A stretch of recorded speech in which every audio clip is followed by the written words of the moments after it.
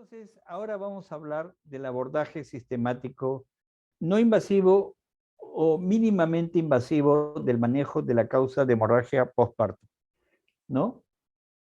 Entonces, en el abordaje sistemático, comencemos por comprobar la expulsión de la placenta. Recuerdan que el manejo activo, ¿no? La placenta era muy importante saber si es que la placenta se expulsó completamente, ¿no? Entonces, lo que tengo que hacer es, si no se expulsó, tengo que hacer una revisión manual de la cavidad uterina y puede ser que tenga una placenta retenida o ausencia de plano de clivaje. Entonces, una placenta retenida con ausencia de plano de clivaje es un acretismo placentario, ¿no? Pero si salió la placenta, entonces tengo que comprobar el tono uterino, ¿no? El útero no está contraído, entonces es una atonía uterina, ¿no? Porque muchas veces la placenta no salió, no, o salió incompleta, ¿no? Y el útero está contraído, el útero está sangrando. Entonces le echan la culpa a la atonía uterina y se olvidaron de la placenta, ¿no? Entonces tienen que tener, el útero no está contraído, es atonía uterina. Si el útero está contraído, entonces yo lo que tengo que hacer es revisión del canal del parto, ¿no? Para ver si no hay un trauma, o sea, una lesión del canal del parto, una laceración, por ejemplo, ¿no? Y si hay ausencia de lesiones, entonces yo tengo que hacer una revisión manual de la cavidad uterina, porque puedo tener retención de restos, ¿no? O de repente puede haber una inversión uterina. O sea, yo veo al paciente y está ahí, ahí está ¿cómo se llama? El útero. El fondo uterino está en la vagina, ¿no? Entonces tengo que revisar. Si no reviso, entonces se me va a pasar, ¿no? Pues muchas veces creen que ya con ecografía se solucionó. Y lo otro que puede haber pasado es una ruptura uterina. Esto es lo que yo tengo que hacer, ¿no? Para poder tener un diagnóstico rápido, ¿no? De la paciente. Entonces, una de las medidas es la compresión bimanual externa, ¿no? Que puede ser interna y externa. Ahí creo que ahí tengo un error que es interna, ¿no? Es externa. Compresión bimanual, no, discúlpeme, está bien, es compresión bimanual interna. En la compresión bimanual interna debemos de colocar el puño, uno de los puños de su mano diestra, ¿no? En la vagina y hacer compresión en la cara anterior y con la otra mano por fuera vamos a hacer la compresión de la pared, o sea, de la pared posterior, ¿no? Y nos vamos a mantener por lo menos 10 minutos, por lo menos 10 minutos, ¿no? En los casos de tracción, de extracción manual de placenta, ¿cuáles son los puntos fundamentales que tenemos que tener presentes? En esto lo que tenemos que tener presentes es que lo primero que tenemos que ver es el plano de clivaje, o sea, donde se junta el endometrio, ¿no? Con el borde de la placenta. Es lo primero que tenemos que ver. Lo segundo que tenemos que tener presente es que no es sacar a pedazos la placenta. Hay que sacarla íntegra, completamente íntegra, porque después va a ser más difícil, ¿no? Corregir la retención de todos los restos.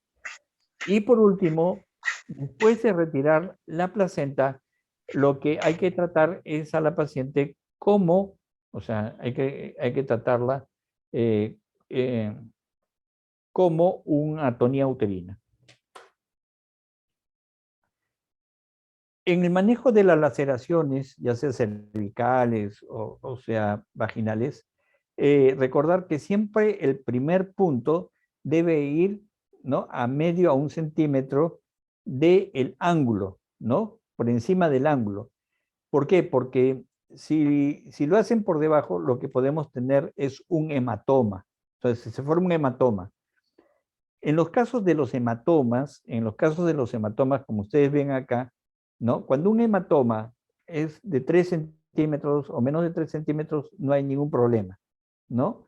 Así esté a tensión, no hay ningún problema. Pero los hematomas mayor de 5 sí necesitan ser evacuados. Ahora, puede ser que yo tenga un hematoma en el fondo de saco lateral, ¿verdad? Es un hematoma de repente pequeño y de repente no está a tensión, pero me está causando cambios hemodinámicos, entonces tengo la obligación, ¿no?, de descartar que sea un hematoma de ligamento ancho, porque el hematoma de ligamento ancho puede albergar hasta 5 litros de sangre. En los casos de inversión uterina, lo fundamental es reconocerlo. Si no reconocemos, no podemos empeorar el cuadro. Generalmente, la inversión uterina, ¿ya?, da un cuadro hemodinámico severo, Es decir, taquicardia, hipotensión, ¿no? Y todos los demás. Pero el sangrado es escaso a veces. O sea, una paciente hemodinámicamente inestable, pero con un sangrado escaso. ¿Y esto por qué? Porque en las inversiones uterinas hay dos shocks que se presentan a la vez.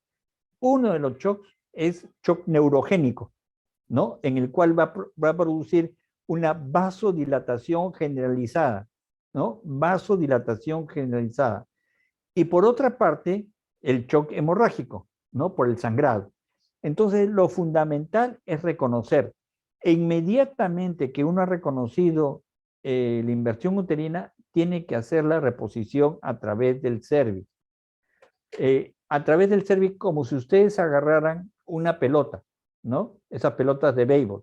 Entonces, la parte posterior del útero, ¿no?, con los 4 dedos, y la parte anterior con un solo dedo. La cuestión es que tienen que tratar de empujarlo, ¿no?, hacia el fondo, o sea, restituir el cervix.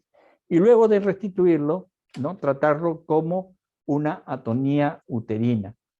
Advertencia: si la placenta no se ha despegado, tienen que hacer la reposición con placenta y todo. No es que van a sacar la placenta primero, no. Tienen que hacer la reposición con placenta y todo. Ahora, si la placenta ya se despegó, entonces aprovechan para terminar el alumbramiento y hacer la reposición. Pero si no está despegada, es mejor hacer la reposición con placenta y todo. En las medidas compresivas intrauterinas, ¿no? O sea, ¿cómo voy a hacer medidas compresivas intrauterinas? Y esto se hace mediante los balones hidrostáticos intrauterinos. Ustedes conocen estos balones.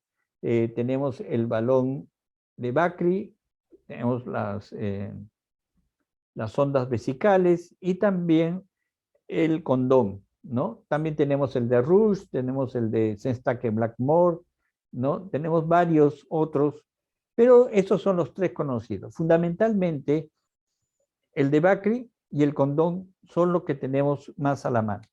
En el de Bakri es un dispositivo de silicona, ¿no? Es un balón de silicona que se llena con cloruro de sodio. Este balón tiene un agujero acá que sirve para que drene la sangre que se deposita por encima del balón. El llenado es más o menos con 400 a 500 centímetros cúbicos, que es, ¿no?, el volumen del útero después del parto. Y opcionalmente se coloca una gasa para evitar que se devuelva el balón. Pero en los otros casos tenemos estos balones hidrostáticos hechos con condón, o sea, son los artesanales hechos con condón.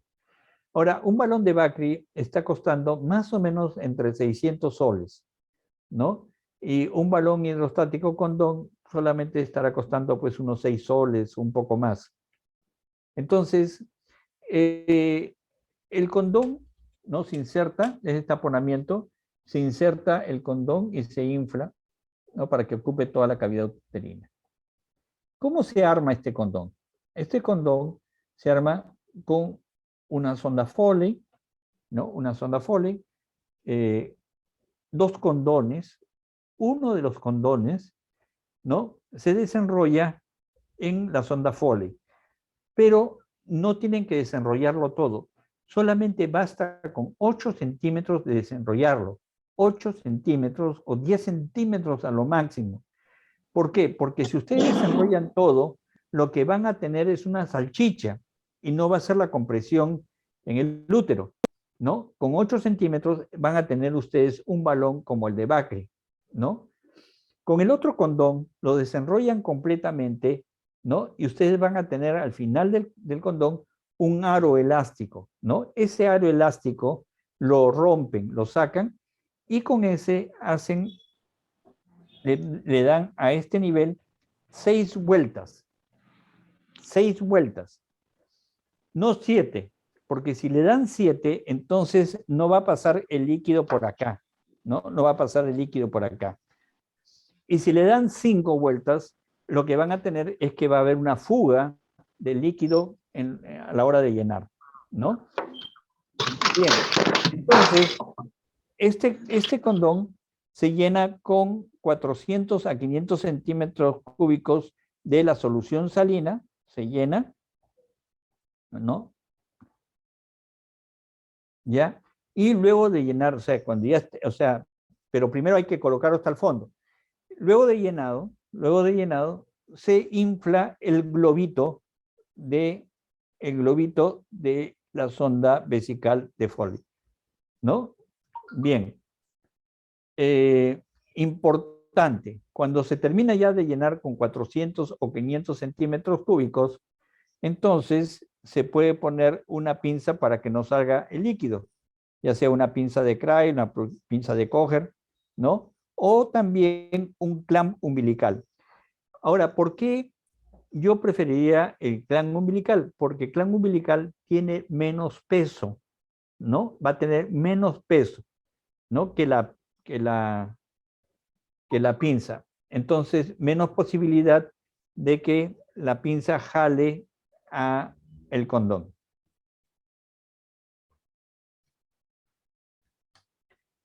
El traje anti-shock no neumático es un traje que es un traje compresivo. Está elaborado de neopreno y de velcro. El neopreno es el material que usan en los surfistas, ¿no? Esos trajes de surf. Y el velcro es lo que conocemos nosotros como el pega-pega, ¿no? Estos trajes anti-shock han sido distribuidos en el Perú. Bueno, yo lo sé hasta el año 2020, ¿no? Hasta el año pasado sé que fueron distribuidos, cerca de 600 han distribuido. Esta distribución debe tener un objetivo. El primero es que en una región debe ser entregado a los establecimientos, ¿no? Con mayor casuística de hemorragia, por una parte, que es un poco difícil poder saber quiénes son los que tienen mayor casuística de hemorragia, pero de todas maneras, al primer nivel, ¿no? Y los hospitales deberían de tener también igualmente este traje anti-shock, pero no para usarlo dentro del hospital, sino para que sirva de recambio. Entonces, el personal de salud del primer nivel llega al hospital con estos trajes, ¿no? Y inmediatamente le entregan el traje que ellos tienen, ¿verdad? Previamente desinfectado, lavado, secado y todo lo demás. ¿Por qué? Porque estos trajes anti-shock deben permanecer de 24 a 48 horas con el paciente, porque si la paciente llega chocada y yo le retiro el traje anti-shock, lo que voy a tener es que la sangre va a pasar de los órganos vitales a los miembros inferiores y la paciente se va a descompensar, va a tener un paro cardiorrespiratorio, ¿no? Entonces, esto es uno de los puntos que es importante. ¿Cuál es la base del traje anti-shock? La base del traje anti-shock es que la sangre de los miembros inferiores llegue hacia los órganos vitales, riñones, hígado, pulmones, corazón, cerebro, ¿no? Eso es lo que yo trato de revertir. El traje anti-shock consta de 6 segmentos, ¿no? 3 segmentos pares que van en cada miembro inferior, un segmento que va a nivel de la pelvis, ¿ya? Un segmento que es el número 5, que es una almohadilla que produce una compresión a nivel de abdomen y pelvis, y el sexto que cierra todo el circuito, ¿no? Acá ustedes pueden ver, este es el traje anti-shock, ¿no? Desplegado, y no es un traje anti-shock que pese más de 3 kilos, o sea, se puede llevar, por ejemplo, cuando uno atiende un parto en un domicilio, ¿no? Acá tienen ustedes a la paciente con su traje anti-shock, ¿no? Ya lista para ser referida.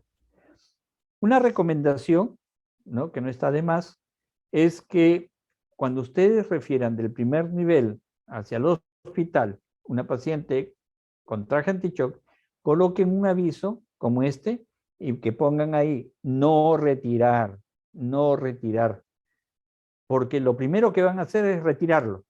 No, hay que ponerle ahí no retirar, ¿no? Porque si no, esta paciente se va a chocar nuevamente.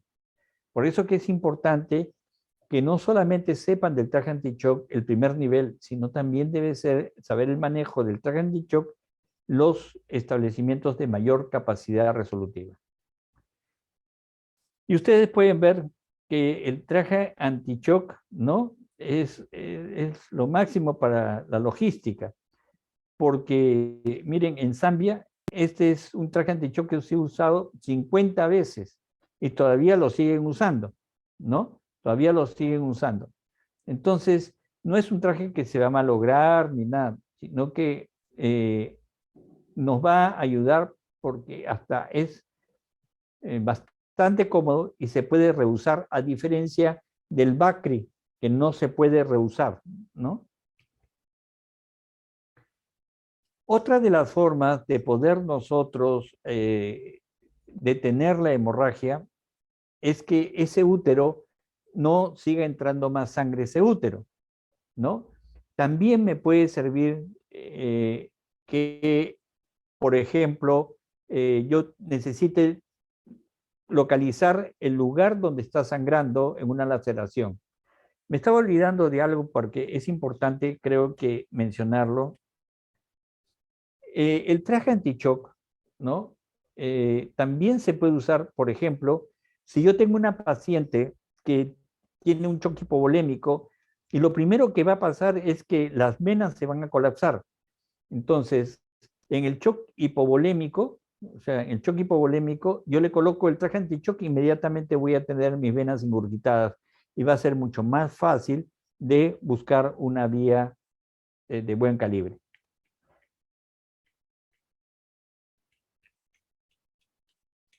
Bien, en la compresión externa de la aorta abdominal, ¿no? Tenemos que tener algunos reparos anatómicos. El primer reparo anatómico que debemos de tener es que la bifurcación de la aorta, o sea, el momento en que la aorta se divide en vena ilíaca primitiva izquierda y vena ilíaca primitiva derecha, ¿no? Es a nivel de la vértebra lumbar número 4, pero también está a nivel de la cicatriz umbilical.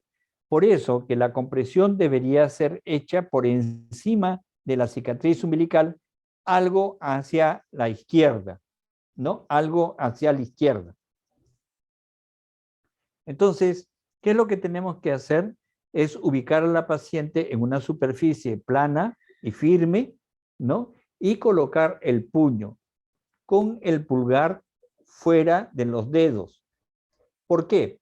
Porque si yo coloco el pulgar dentro de los dedos, lo que voy a tener es posiblemente una superficie irregular, ¿no?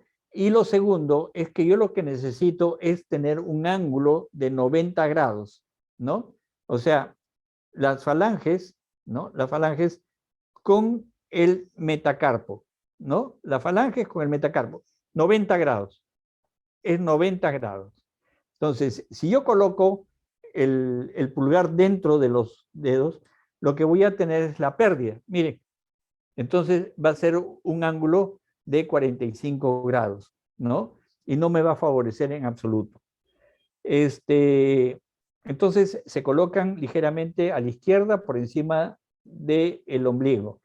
Y vamos a aplicar una presión hacia abajo, ¿no?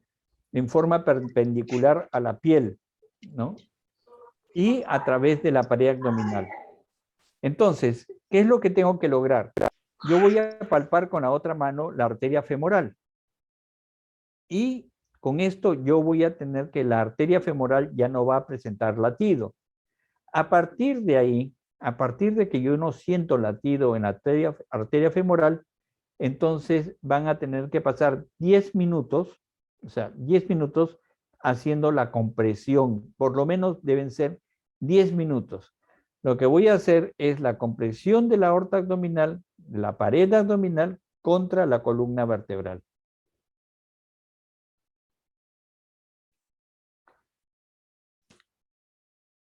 La otra maniobra o técnica que nosotros debemos tener presente es el pinzamiento transvaginal de las arterias uterinas o la técnica SEA, ¿no? Ahí está la técnica SEA.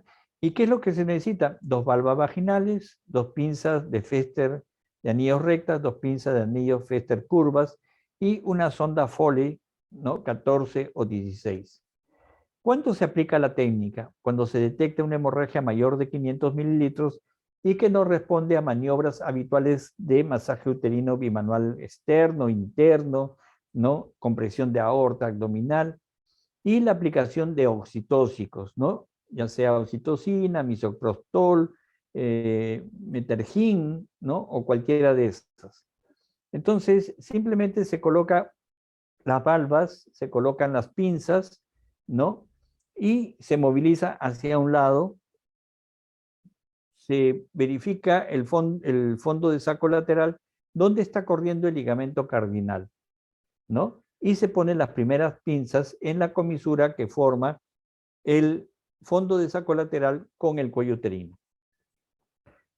Se hace lo mismo hacia el otro lado y se procede a la colocación también de las pinzas de anillo. Recordar, siempre se deben de tener 2 pinzas de anillo curvas. Pueden ser 3 pinzas de anillo curvas, 4 pinzas de anillo curvas, pero siempre deben haber 2 pinzas de anillo curvas. Cuando ya se han colocado las pinzas, se retiran las valvas y se coloca una sonda Foley para el control de la diuresis, ¿no? Para el control de la diuresis. Y también para ver las características, porque de repente se ha pinzado los uréteres, ¿no? Entonces hay que colocar la sonda Foley. Se tiene que mantener el pinzamiento hasta resolver la causa, ¿ya? En los casos refractarios, por ejemplo, se retira la pinza porque se ve que no hay sangrado, pero se retira y vuelve el sangrado, entonces se pueden volver a colocar. Estos son los prototipos, el prototipo para la capacitación, y este es el segundo prototipo, ¿no? Que se ha colocado en una maqueta, ¿no? Acá ustedes ven lo que se usa es simplemente una bolsa de agua caliente, ¿no? Acá pueden ver ustedes al doctor Francisco Sea haciendo la presentación al residente del INPER de México, ¿no? Acá el doctor Francisco Sea haciendo una presentación en el Hospital San Bartolomé. ¿Y cuáles son las ventajas de la técnica en general? Recordar que la técnica solamente es un torniquete, no es el tratamiento definitivo, solamente es un torniquete. Colocando el torniquete nos da más tiempo, ¿no?